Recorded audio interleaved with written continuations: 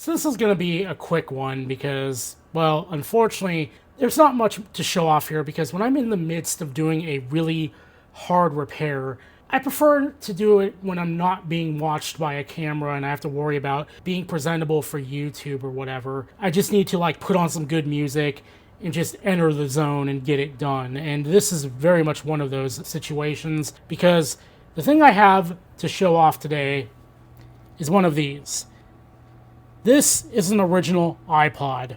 You can tell from the back, it's got the original Apple Garamond text, and it's got a physical scroll wheel to the front of it, along with 4 buttons surrounding the wheel. This is not my iPod. This was very much trusted to me to repair and hand back to its rightful owner by a good friend of mine, and I'm very fortunate for him trusting me with this because looking on eBay, these things are not cheap even if they're busted, and unfortunately a number of them are becoming busted due to what happened with this one. So I have a 3rd gen iPod, and from my understanding, the 3rd, 2nd, and 1st generation iPods are very architecturally similar, such that I could take the fully loaded hard drive out of here, put it into my 3rd gen, and it would just fire up. And I actually confirmed this. Even though the touch controls will not work, it will still boot up to the home screen of the iPod. I had to do this because this iPod came to me with a exclamation mark folder icon as it would if it can't find the OS. And what it would do is it would just freeze at that icon. It wouldn't do anything. It wouldn't let you restart it. It wouldn't let you put it into diagnostic mode. And I wanted to make sure it wasn't the hard drive. So I grabbed one of my spare 3rd gen hard drives, put it in here. That didn't fix it, unfortunately.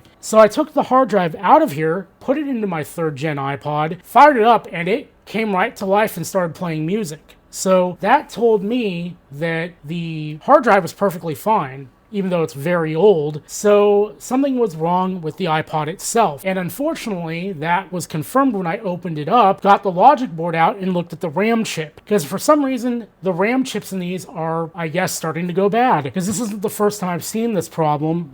I've heard of people having this issue on Reddit, but the RAM, at least in this instance, was physically damaged. Now, this is after I took the RAM chip and physically broke it in my hands on a previous take of this video, but there was a fracture just running down it, just like that. So this was very not happy, and I had to replace the RAM chip, and that was very fun because you don't have a lot of space to work in the iPod. On top of that, the click wheel, or scroll wheel in this case, is heat staked into the iPod, so you can't easily remove it from the iPod. You can remove the actual wheel itself in the center button, but the plastics under them cannot be removed without permanent damage. You could reattach them, but it looks very difficult to do that. So I had to try and make do with what I had here. So I made use of vast amounts of Kapton tape, tried to prevent any damage from occurring to any of the surrounding bits in here, and unfortunately I was only partially successful in doing so. As you can kind of see,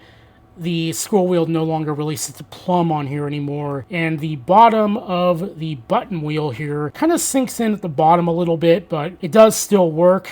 As you can see, the buttons all still work. The iPod does actually function now. And I can scroll through here. Yeah, I mean, it works like an iPod. You've got the individual battery segments up here, which is something that would be there until the early versions of the 3rd gen iPod, and they were removed later on. We have the browse function, instead of just going to music, where we could look at artists, albums, songs, and such. And the headphone jack actually does still work perfectly fine, but unfortunately, I don't have the means to connect it up to my not-so-sexy speaker over here. But trust me that it does work, and I would probably just play the Expedition 33 soundtrack a little bit and be like, yeah, it does the thing. But as we can see, I can play a playlist here, and the hard drive does function. I'm very happy about that. We do have a backlight. Thankfully, the backlight shortcut by holding the menu button still does work. It's a little bit crunchy, but does work. Go into extras. We have games. The only game we have is Block Breaker. We have a clock. which does not seem to be doing much of anything right now. Calendar, which is back in 2002. Contacts, we go to settings, and about. We've got our original 5GB hard drive in here. Kentucky Fried iPod, a joke in more ways than one. 21 songs on here because I didn't want to load it down too much. And even though this does work, it does get a little sticky at times, like up here if you try to start. But you start at the bottom, perfectly smooth. I think the little thing up there is kind of worn because it does rest on some plastic pegs. I'm not sure if that's a consequence of the warpage that happened due to the heat or if it's just a little worn. I do know this thing was loaded with dirt when I pulled it apart, so could have worn away, I don't know.